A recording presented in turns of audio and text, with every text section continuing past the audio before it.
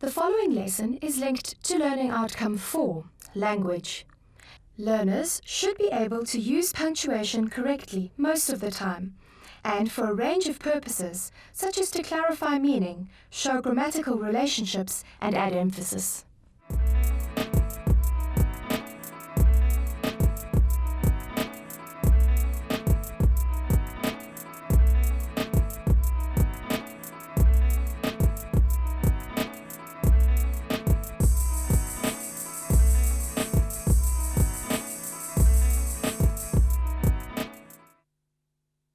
Hi, I'm Andre.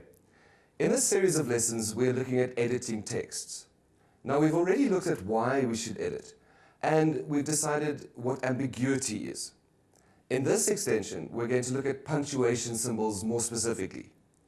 We'll look at how they're used incorrectly and a couple of common ones, and then we'll decide how we could use them more correctly.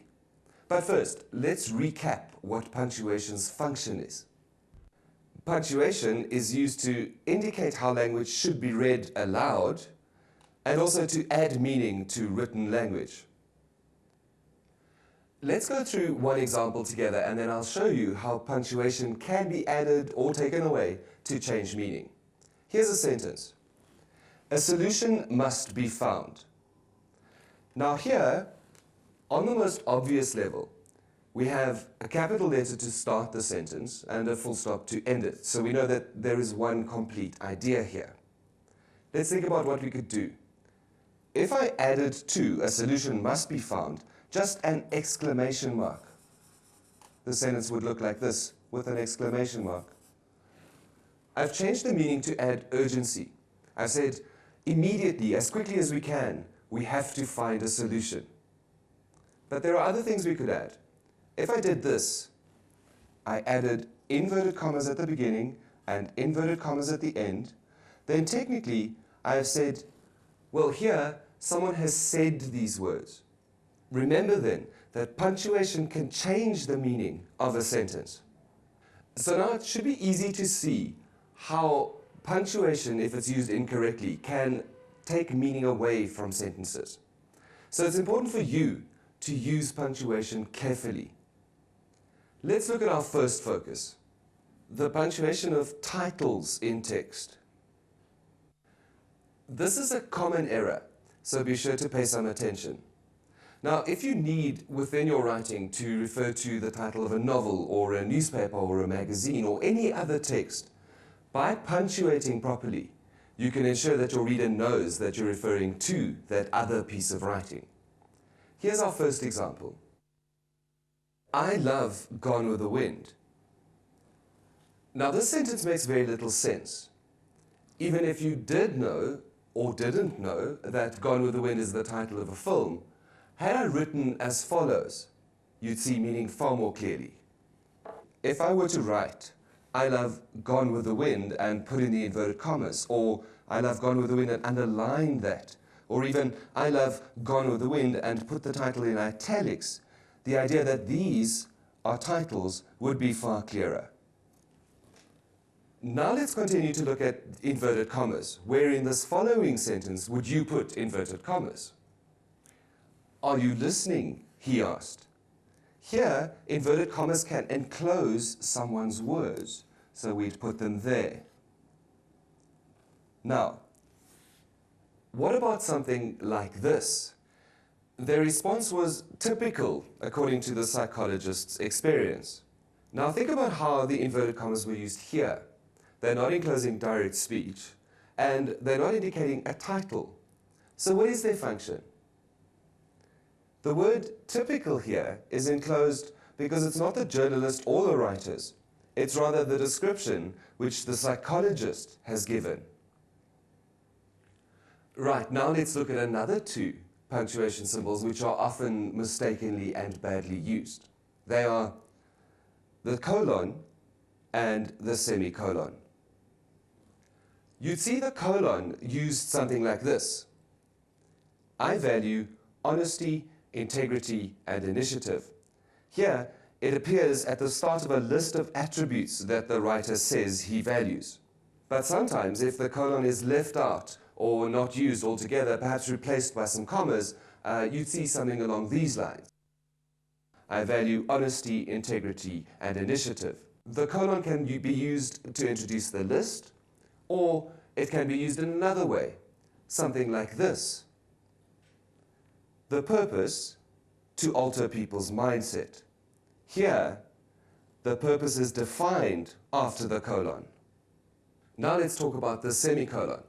Its function is often confused with that of the colon, but it does do a very different thing. Have a look. It was a beautiful day. His mood was not in line with the weather. Now you may be tempted to replace the semicolon here with, well, just a comma. But you'd be making the error we spoke about in our second lesson. Do you remember from that lesson we called something the comma splice error? The comma splice error is when you separate two complete sentences with a comma instead of a full stop. Let's take another look now at our example. The writer has indicated with this semicolon that this first idea is related to the second idea here. So perhaps the he in the sentence, is not affected by the beautiful day, which means that we need this as explanation. Or perhaps the beautiful day and the weather need to be connected. But the writer connects one idea with the second idea through the semicolon. So you need to remember the very specific function of the semicolon. It's used to connect two related ideas. And when you're editing, don't confuse its use with that of the comma or even the colon. Remember, the semicolon separates two equally important, related, and complete sentences. Now I want to mention two other frequently confused and often incorrectly used punctuation symbols. They are the hyphen and the dash. Now the problem with these two is that they look almost exactly the same. Although if you're writing, often you make the dash a little longer than you make a hyphen. But when you look at their use, it's very easy to see the difference. Here's a first example. Cooperate. Now here, this hyphen, and I say again, this hyphen, is used to join two parts of the same word.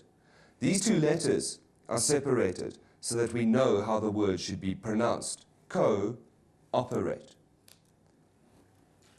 Given that that example used a hyphen, we can now look at the use of dash. It works very differently to the hyphen. Let's take a look. She was, before he met her, someone he never thought he'd like. Here, this pair of dashes we've used encloses that section of the sentence. So the sentence, she was someone he never thought he'd like, is added to by before he met her. It's not essential, but it gives us some more emotive information about the sentence. So, the dash is used on either side of some extra explanation or some further example. Remember, the dash is used on either side of the extra information. But the dash can also be used to add further information and aside to give more explanation. Here's a sentence which will show you that use. It was a good film, even though she had heard otherwise. Now, keep in mind that we're dealing with editing. So when you write, make sure you're using punctuation correctly. And also when you're editing someone else's writing, you need to be able to explain why you have changed a punctuation symbol or inserted one. Now, that's all we have time for in this lesson, but until the next one, goodbye.